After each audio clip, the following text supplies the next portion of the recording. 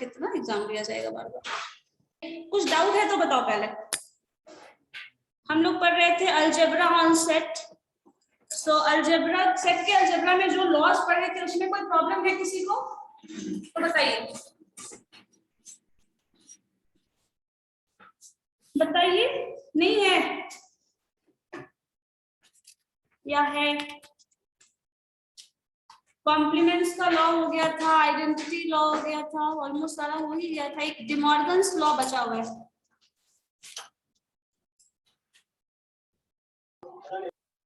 हाँ बोलो।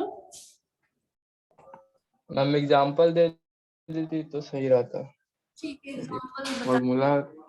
ठीक है, फॉर्मूला क्या जो भी है फॉर्मूला वो एग्जांपल बताएंगे। उससे पहले एक काम आप करो ना, जो क्वेश्चन दिया जा रहा है उसको सॉल्व करके देखो, रिजल्ट आ जाएगा। ठीक है, करके देखोगे तो ज्यादा समझ में आएगा। अच्छा एक बात बताइए, यूनिवर्सल सेट आपको पता है ना यू क्या है? ठीक है, अगर यू डैश निकाला जाए तो क्या होगा?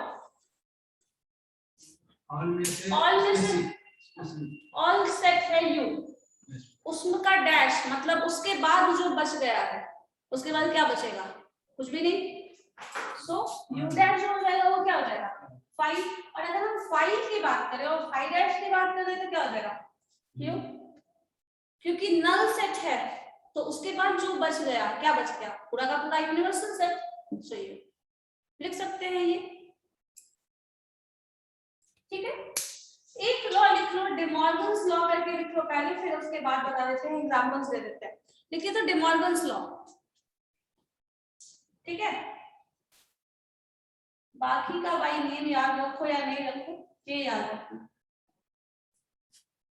De Morgan's law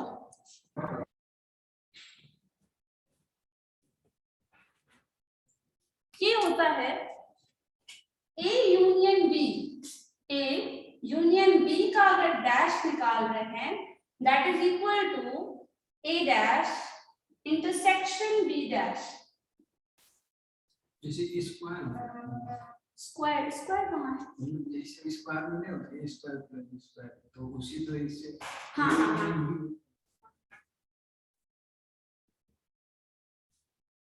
A union B का अगर डैश निकाल लें मतलब ए यूनियन बी का कॉम्प्लीमेंट निकाल लेंगे, ये निकालो या फिर ए डैश निकाल लो और बी डैश निकाल लो, दोनों का कॉम्प्लीमेंट इंटरसेक्शन ले लो तो ये दोनों इक्वल आएगा। ये हम लोग क्वेश्चन के बेसिस पे भी अभी करने वाले हैं। और अगर इसी का इनवर्स ले लिया जाए लाइक ए इंटरसेक्शन बी का डैश निकाल रहे हैं मतलब complement and that is equal to A complement union B complement, ये डिमॉर्गन्स लॉ है। ठीक है, अब इसको हम लोग क्वेश्चन के बेसिस पे करने वाले हैं। सारे लॉ को, जो भी लॉ आपने पढ़ा है सबको इस पे अप्लाई करने वाले हैं। क्वेश्चन दे देते हैं जिसके बेसिस पे हम लोगों को ये सारा सॉल्व करना। चलो एक सेट लिखो, एग्जाम्पल से हम लोग सारा जितना भी लॉ पढ़े हैं सबको अप्लाई करने वाले। लिखिए क्वेश्चन, सेट ए, एक सेट ए है दैट इज इक्वल टू 1 2 9 6 4 11 15। दूसरा सेट बी है दैट इज इक्वल टू 4 6 5 8 7। ठीक है, दो सेट है हमारे पास। इस सेट को एक काम करो, सबसे पहले इस सेट के लिए ये स्टेटमेंट प्रूव करो तो देखो आता है या नहीं। आपको क्या करना है, सेपरेटली ए यूनियन बी निकालना है, ए यूनियन बी का कॉम्प्लीमेंट निकालना है। पहले ए यूनियन बी निकाल लो, ठीक है, उसका कॉम्प्लीमेंट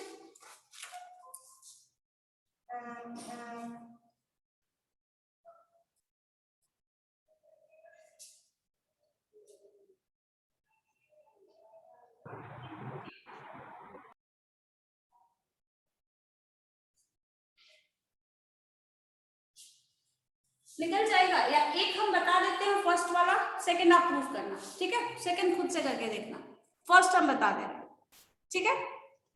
चलो, ए यूनियन बी जो होगा एमाल्टन्स लॉ के थ्रू साइड में लिखते रहे, A union B complement is equal to A complement intersection B complement, ये है, ये प्रूफ करना। तो ए यूनियन बी क्या होगा मुझे बताओ तो, कोई ऑनलाइन से? Ashish, roll number 36 sorry 38, yes ma'am. बताओ तो ए यूनियन बी क्या होगा? मैम आपका आवाज गड़बड़ हो गया है क्या? ए यूनियन बी क्या होगा बताइए, सेट दिया हुआ है ना, सेट ए लिखा हुआ है, सेट ए बी लिखा हुआ है, ए यूनियन बी क्या होगा? Yes ma'am. हाँ बताइए, बोलो जल्दी। मैम इसी क्वेश्चन में दिक्कत था हमको। ठीक है, बहुत अच्छी बात है। चलो,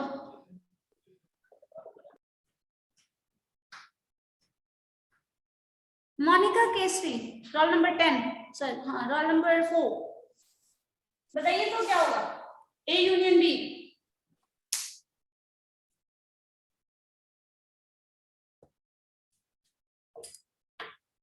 मैम स्क्रीन नहीं, स्क्रीन कंप्लीटली विजिबल है।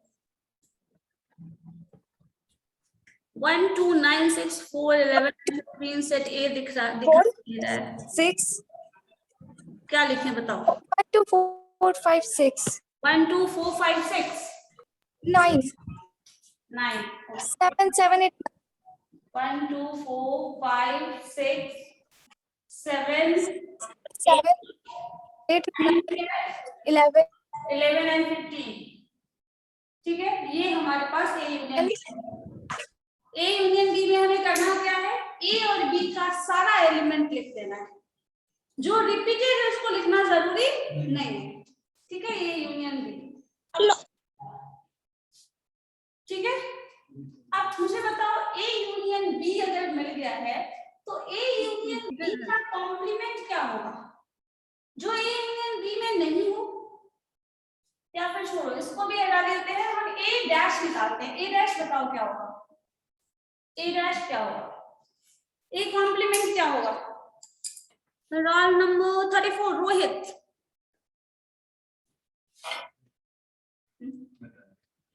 देखते हैं। Roll number 34 Rohit, am I audible? जो नहीं बोलेंगे ना रैंडम में, उसको रिमूव कर दो। Yes ma'am. Yes ma'am. बताइए कहाँ है? नहीं बोल रहे ना, चलो इसको रिमूव ही कर दो। रोल नंबर 34 का आज एब्सेंट मार्क होगा। सूरज भी। चलो Sagar 29 roll number. Yes ma'am. हाँ बताइए तो ए कॉम्प्लीमेंट क्या होगा? ए डैश बताइए, व्हाट इज ए कॉम्प्लीमेंट?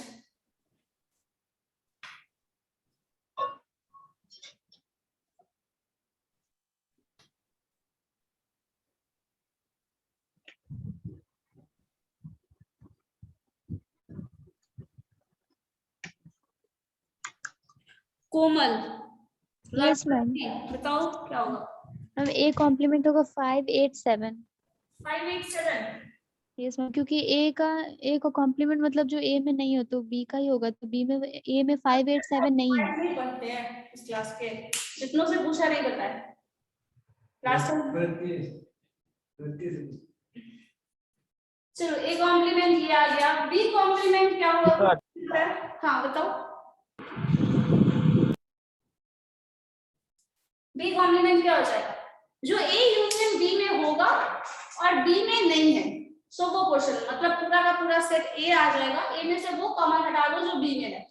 क्या है? कॉमन है 6 है और 4 कॉमन है, तो बाकी जो भी बच गया ए का वो पोर्शन आ जाएगा 1 2 9 11 एंड 15। ये डैश हो गया। अब क्या करना है, ए डैश और बी डैश, देखो जरा इन दोनों को, कुछ भी कॉमन दिख रहा है? A dash intersection B dash, intersection word आ गया मतलब दोनों में कॉमन, इन दोनों में कुछ भी कॉमन है? चेक करिए। 5 इसमें कहीं नहीं है, 7 है मैम। 8 भी इसमें नहीं है, कहाँ 5 हो जाएगा। है बताओ?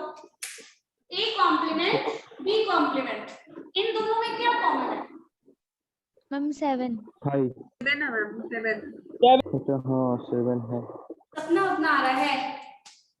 ए डैश ये है, बी डैश ये है, इन दोनों में क्या कॉमन है? मुझे तो कुछ भी कॉमन नहीं दिखता है। आप बताओ क्या दिख रहा है? 7 और 9 कहाँ है? इसमें 7 है बट इसमें 7 कहाँ है? मैम वो जो बी डैश में 1 के बाद क्या लिखा हुआ है? 1 के बाद? अच्छा मैम हमको 7 लग रहा था। बताइए मैम, तो 5 हो जाएगा।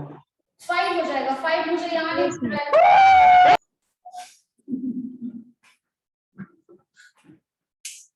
ऑनलाइन बोलने में भी यही प्रॉब्लम। बताओ ए डैश और बी डैश में क्या कॉमन है? मैम कुछ भी कॉमन नहीं है। कुछ भी 5 हो जाएगा। 5।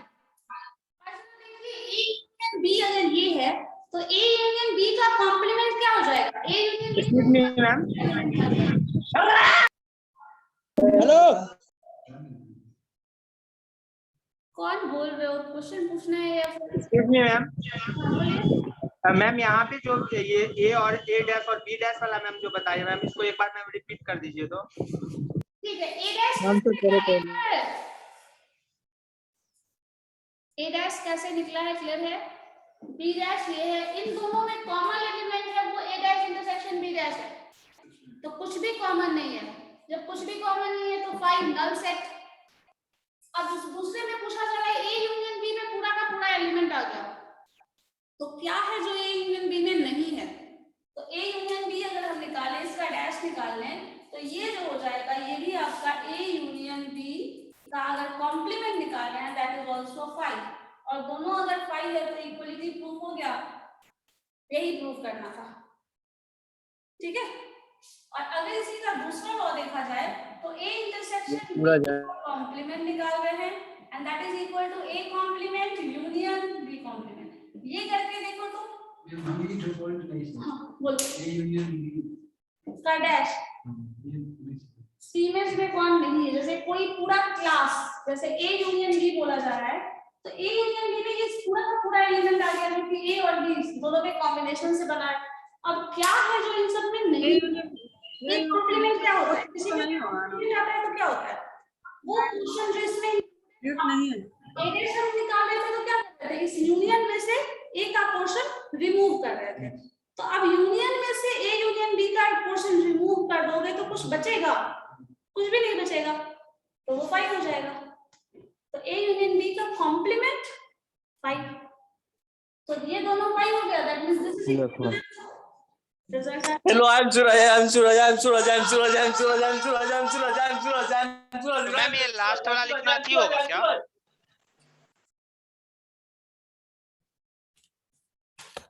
एक मिनट। सूरज कर क्या रहा था? Excuse me ma'am. बोलो।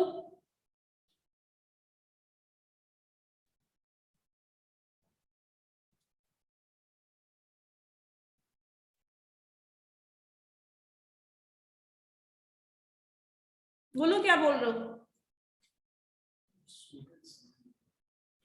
ये S1 कहाँ है? सूरज का माइक ऑन होगा तो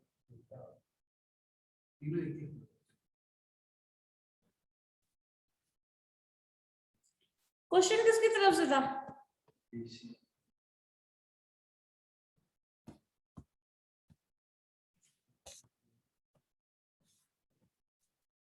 सबको फिर व्यू ठीक करना पड़ेगा। मैम बोर्ड नहीं दिख रहा अच्छे से, थोड़ा सा नीचे और वो कर देते। Yes ma'am. अब ये क्वेश्चन मुझे सॉल्व करके दिखाओ। A dash intersection B, A intersection B का डैश मतलब कॉम्प्लीमेंट निकालो, और A complement union B complement निकालो। इसी तरह हाँ इसी तरह से करना है, तरीका वही है, सॉल्यूशन भी ऑलमोस्ट वही आएगा। ये क्या रिजल्ट आ रहा है वो बताओ, ये क्या रिजल्ट आ रहा है? और देखो चेक करो दोनों इक्वल आ रहा है। अगर इक्वल नहीं आ रहा है दैट मीन्स कुछ गड़बड़ है, क्वेश्चन सही नहीं बनाया है आप। आना चाहिए इक्वल, जैसे इस केस में आया है, दोनों में 5 आ गया, इक्वल है, वही चीज वहां आना चाहिए। करके बताओ। एग्जांपल ये हाँ सेम क्वेश्चन सेम, बस उसको वेरीफाई करना है हमें।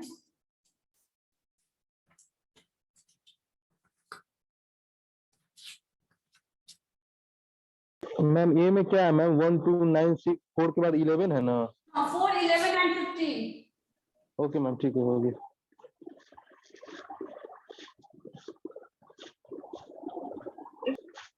इसमें 4 6 कॉमन है ना? 4 और 6 कॉमन है। हाँ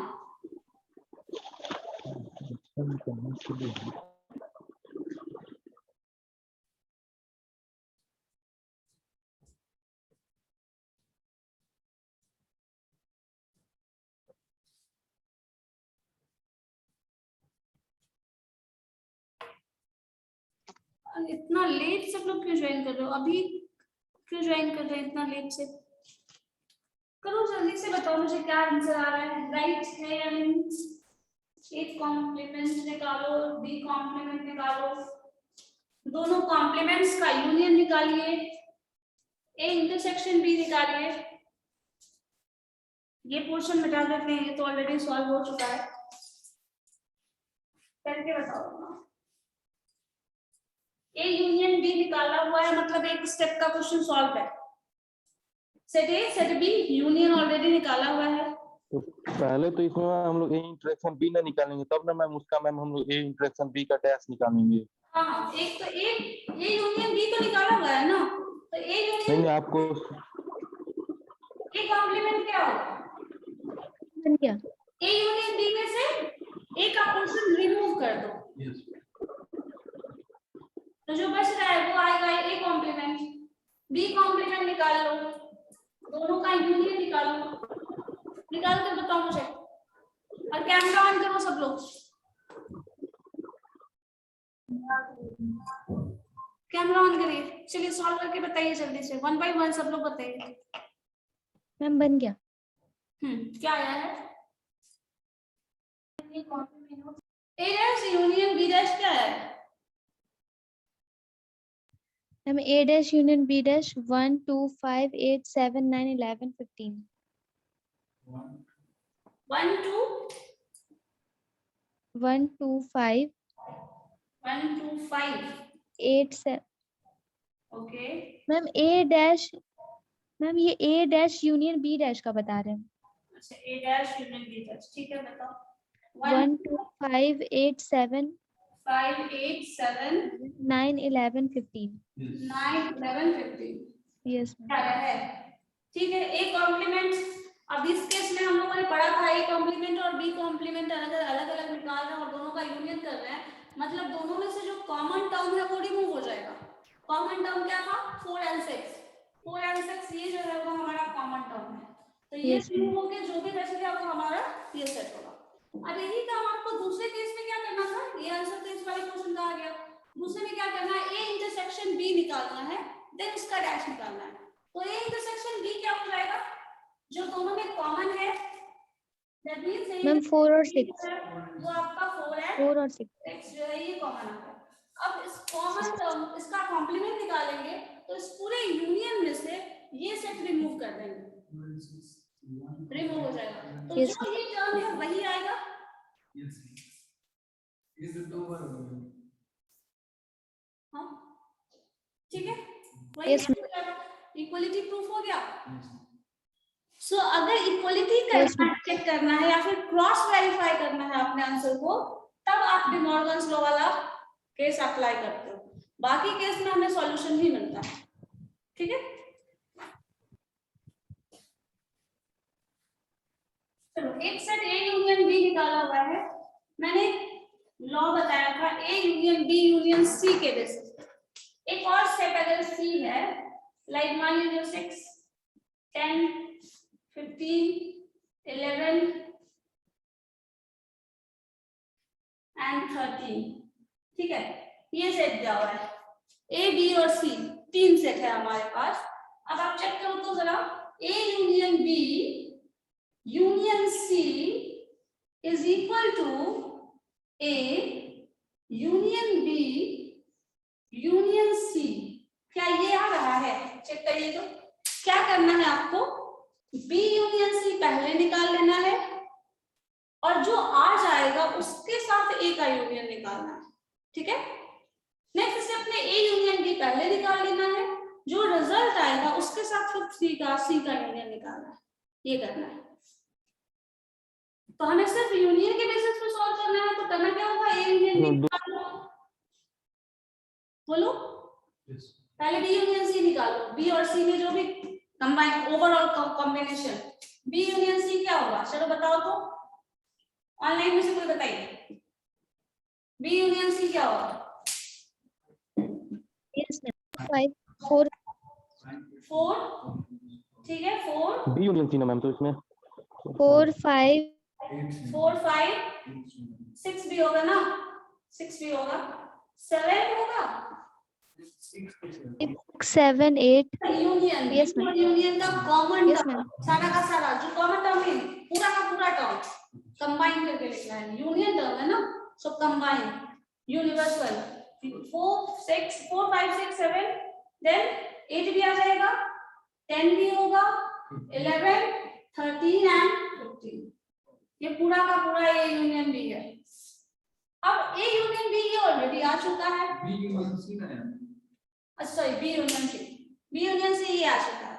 अब इस B यूनियन C को A के साथ फिर से यूनियन करो, क्या करना है हमें, A union B union C, तो ये ऑलरेडी आया हुआ है। अब इसमें A को कंबाइन करो, जो कॉमन आ रहा है वो लिखो, सॉरी जो ओवरऑल टर्म आ रहा है वो लिखो, तो ये पूरा तो मैम हो जाएगा 1 2 4 देखो 1 रहेगा, 1 2 4 yes ma'am 6 1 2 4 5 6 7 7 8 9 Six 11 one. 13 15 10, yes ma'am ठीक है, इसके बाद 11 13 13 11 13 पूरा का पूरा क्रम आ गया। मतलब ये है, ये जो A union B union C आएगा वो ध्यान देना, इन तीनों का ओवरऑल कॉम्बिनेशन है। आप पहले इसका पेयर निकाल लो, फिर A के साथ कंबाइन करो, तब भी रिजल्ट यही आएगा, और A यूनियन B पहले निकाल लो, फिर C के साथ निकालो उसका यूनियन, तो भी रिजल्ट यही आएगा। आप चेक करके एक बार देख लो आ रहा है या नहीं, चेक करके देखो, इस तरह का क्वेश्चन एग्जाम में होता है।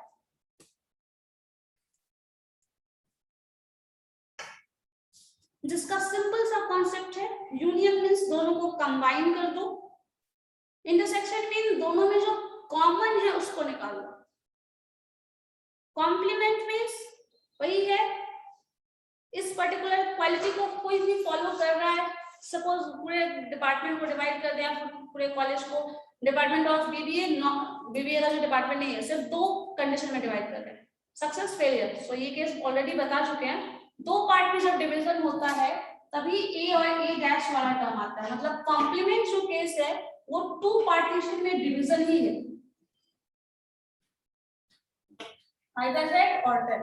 सेम आ रहा है मैम, वही 1 2 4 6 7 8 9 10 11 13 15 जो कि तीनों के कॉम्बिनेशन के बेसिस पे निकल रहा है। ठीक है, अब देखो एक काम और करते हैं, अगर क्वेश्चन में ये पूछा जाए A और A डैश क्या होगा, A यूनियन A डैश, जैसे हम इसको हटा देंगे, ठीक है, 3 सेट का कॉम्बिनेशन है, क्वेश्चन ध्यान से रखिएगा, A B C 3 सेट है, इन तीनों सेट के कॉम्बिनेशन से आपको ये बताना है A यूनियन A डैश क्या होगा, A यूनियन A डैश, इसमें B और C का कोई टर्म नहीं लिखा हुआ है, लेकिन इसका मतलब ये नहीं है कि B और C का इसमें कोई रोल नहीं होगा, ठीक है, इसका मतलब बिल्कुल भी नहीं है कि इसमें A यूनियन A डैश लिखा हुआ है तो इसमें B और C का कोई रोल नहीं है। अगर क्वेश्चन ये पूरा है तो इसमें B और C का भी रोल होगा, ठीक है, तो इस केस में आपको पहले ये निकालना पड़ेगा, ये क्वेश्चन ये है, क्वेश्चन ये पूछा जा रहा है लेकिन ये निकालने के लिए आपको क्या करना पड़ेगा, A union B union C निकालना पड़ेगा। जब A union B union C निकालोगे तो जो रिजल्ट लास्ट टाइम आया था वही होगा जो तीनों के कॉम्बिनेशन से आ रहा है। 1 2 3 नहीं है, 4 है, 5 6 7 8 9 10 11 13 and 15। कोई एलिमेंट बचा है देखो तो जरा, ये निकल जाएगा। ये कैलकुलेट करने के लिए भी ये निकालना है, और अगर क्वेश्चन में बी यूनियन बी डैश रहता तब भी ये कैलकुलेट करना पड़ता, सी यूनियन सी डैश होगा तब भी ये कैलकुलेट करना पड़ेगा। ये कैलकुलेट इसलिए करना है क्योंकि हमें ए डैश निकालना है।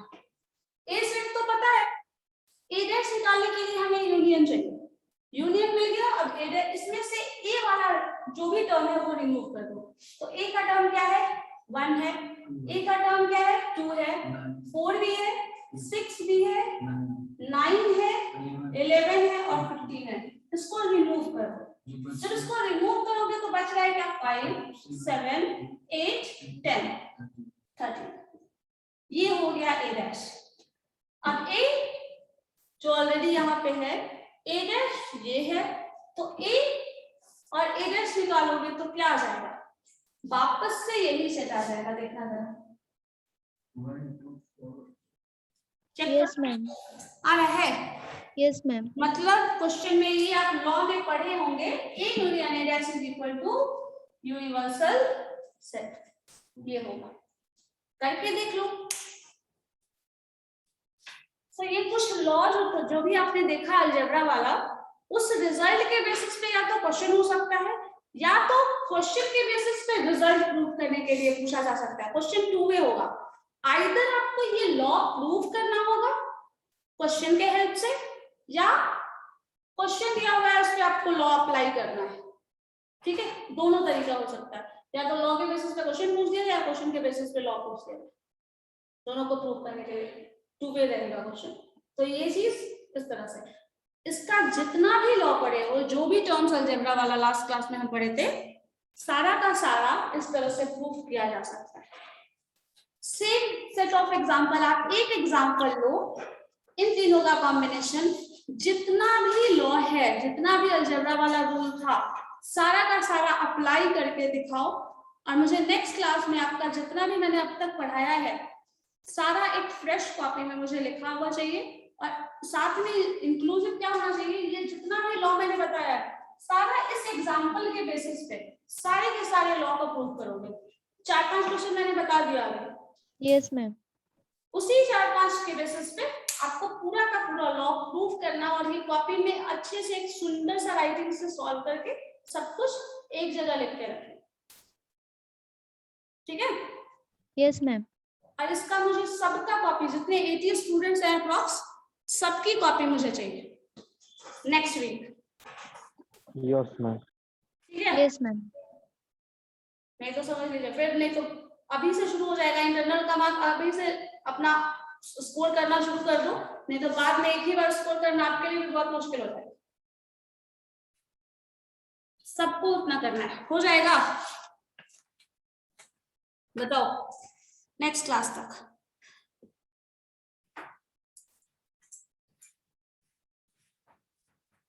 इसके बेसिस पे एक चीज और हम बता दे रहे हैं,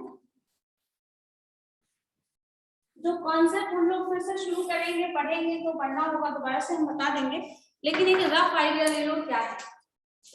सपोज एक हमारा यूनिवर्सल सेट, कभी भी यूनिवर्सल सेट बनाना तो एक पूरा स्क्वायर बॉक्स से बना लेना, ये हमारा यूनिवर्सल सेट है। क्योंकि उस सेट में क्या क्या इंक्लूडेड है हमें पूरा का पूरा नहीं पता होता, तो एक हम ऐसा सेट ले लेते हैं। इसमें से कोई एक ग्रुप ए है, ठीक है, तो दूसरा ग्रुप बी है।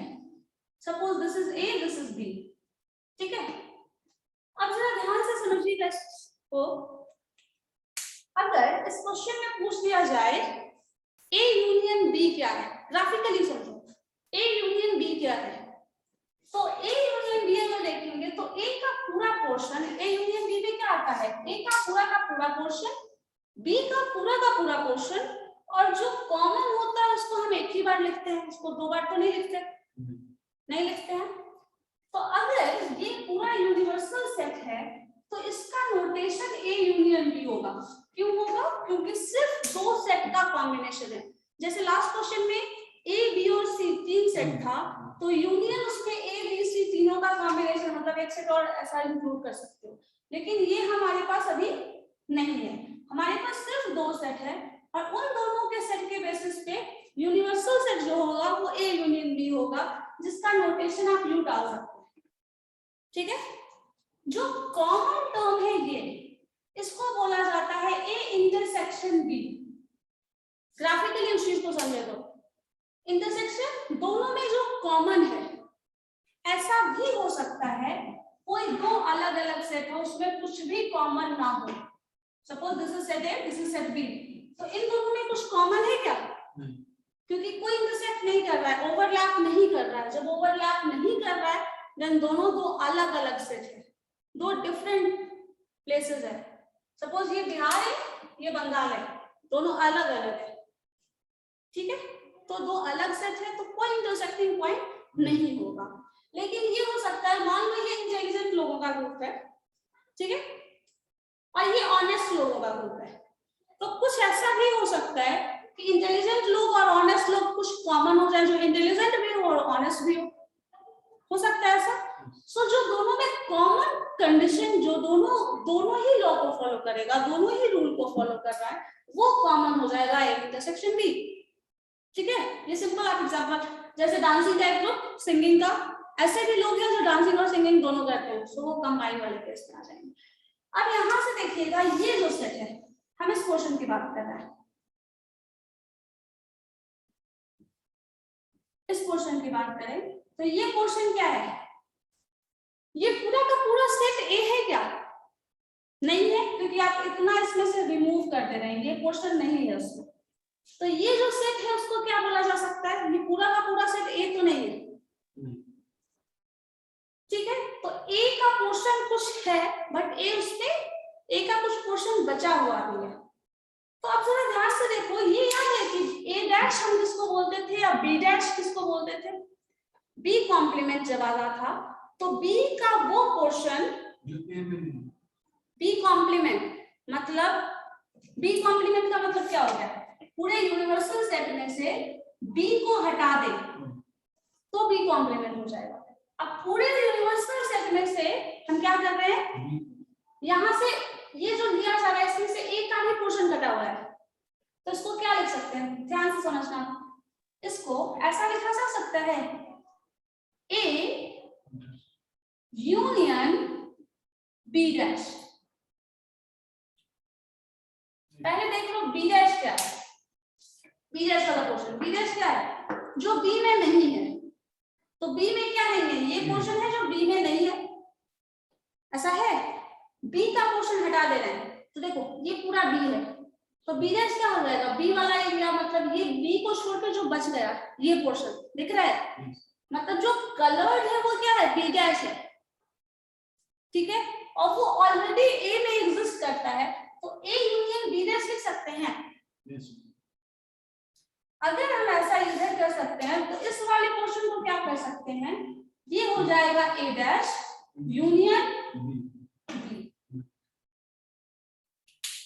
ए कॉम्प्लीमेंट का मतलब ए का वो पोर्शन जो बी में, ए में ए डैश हो रहा है, ए डैश हो रहा है मतलब ए का पोर्शन हमें हटा देना है, तो बी में से वो पोर्शन जो ए का है रिमूव कर दिए, मतलब ये वाला पूरा।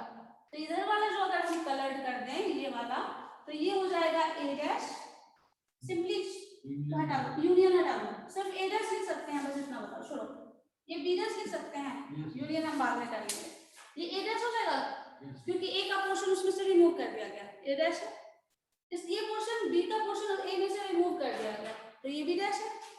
अब उसमें ए ऑलरेडी एग्जिस्ट करता है, बी ऑलरेडी एग्जिस्ट करता है, तो वो कैसे हो जाएगा? इसमें आपने ए यूनियन कर दिया और इसमें यूनियन बी कर दिया,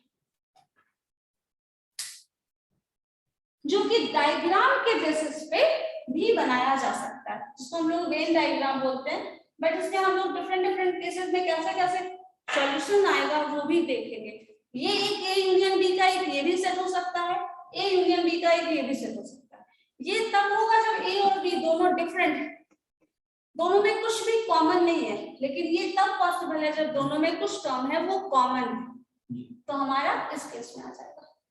सो इस तरह का और भी हमें करना है, जो कि आप पहले सारा एग्जांपल के बेसिस, जो लास्ट एग्जांपल मैंने दिया है, सारा का सारा लॉ प्रूव करके उसमें रख लो, देख लो सॉल्व करके 2000 क्वेश्चन। उसके बाद हम लोग वेन डायग्राम को उसी क्वेश्चन जो आपने लिखा है ना, उस एलिमेंट के बेसिस पे हम एक ग्राफ बता देंगे, जैसे समझ में आ जाएगा कि क्या पोर्शन आ रहा है। तो इसको ग्राफ में आप जो सॉल्व करेंगे ना, जो आप कॉपी में मैंने जो सॉल्व करने के लिए कहा है वो सॉल्व करोगे, उसको हम ये ग्राफिकल रिप्रेजेंटेशन दे देंगे, तब ज्यादा क्लियर हो जाएगा कि जो टर्म आ रहा है वो कैसे लिखना है। और इसके बेसिस पे कुछ लॉ है वो देखना है, इससे बहुत ज्यादा कुछ हमें सिर्फ थ्योरी में नहीं पढ़ना है। और अगर इसमें सी भी इंक्लूड कर दिया जाए तो क्या होगा, ये नोटेशन है डाला, ए बी और सी 3 सेट है, तो ऐसा भी हो सकता है ए और बी कंबाइन हो, सी इंडिपेंडेंट हो, ऐसा भी हो सकता है कि सी भी कंबाइन हो, ऐसा भी हो सकता है ए बी सी इस तरह से हो जहां ए बी को ओवरलैप कर रहा है, बी सी को ओवरलैप कर रहा है, लेकिन ए और सी आपस में ओवरलैप नहीं कर रहा है। यहाँ ए बी सी तीनों एक दूसरे पे ओवरलैप कर रहा है। सो अलग अलग केसेस कैसे कैसे अराइव होगा वो सारा हम लोग डिस्कस करेंगे, ठीक है। लेकिन उसके पहले जो पढ़े हो अलजेब्रा वाला उसको प्रूफ करके देखना बहुत जरूरी है, ठीक है। उसमें बहुत सारा क्वेश्चन होता है, या तो लॉ के बेसिस पे या तो एग्जाम्पल के बेसिस पे, ये क्वेश्चन हमेशा रहेगा। और जो कि बहुत बेसिक लेवल का क्वेश्चन है, उसमें गलत होने का चांस समझ लो 0% है, शायद ही कोई हो जिसके का कुछ गलत होने का चांस है, और अगर ऐसा रहेगा तो मार्क्स आराम से आ सकता है, बहुत ही ज्यादा, ठीक है। सो नेक्स्ट क्लास में ट्यूसडे को पढ़ने वाली है ना, ट्यूसडे Yes, तक हो जाएगा सारा एग्जाम्पल के साथ पूरा कॉपी रेडी। Yes ma'am. तो ये रिस्पॉन्सिबिलिटी सीआई की है कि ट्यूसडे को सब लोग कॉपी जमा कर दें, ठीक है। ओके। और बाकी लोग कोऑपरेट करेंगे, ऐसा नहीं कि तुम जमा करो वाला केस नहीं होना चाहिए। ट्यूसडे को सबको जमा करना है विथ ऑल द एग्जांपल्स, जितना भी लॉ बताया है सारे का एग्जांपल के साथ। आप ऊपर लिख लेना क्या है, ऐसा अगर होगा ना तो आप देखो एक प्रूफ मैंने कराया था, a डैश निकालना है that is equal to a, तो ये आपको पता है ये ऐसा है, आपको ये प्रूफ करके दिखाना है, लिख लेना, एक एग्जांपल के साथ प्रूफ कर देना। बाकी का सारा लॉ वो भी वैसे ही प्रूफ करना है, ठीक है। चलो इतना कर लो फिर आगे बताएं। मैम एग्जाम में इम्प्रूवमेंट आएगा? हाँ, प्रूफ करने के लिए आ सकता है, प्रूफ एग्जांपल के बेसिस पे प्रूफ करने आ सकता है, ऐसे प्रूफ करने का चांस कम है। एग्जांपल के बेसिस पे प्रूफ करने आ सकता है, या फिर उसके बेसिस पे जो क्वेश्चन है वो रहेगा, ए डैश निकालो, बी डैश निकालो, ए यूनियन बी डैश निकालो, इस तरह से क्वेश्चंस रहेंगे। इसी तरह का क्वेश्चन जनरेट ही होता है सेट थ्योरी में, या तो डेफिनेशन बेस्ड होंगे, या तो उसका जो एग्जांपल के बेसिस पे कर रहे हो वो, या तो लॉ प्रूफ करना हो, या फिर वेन डायग्राम के थ्रू लॉ प्रूफ करना, बस।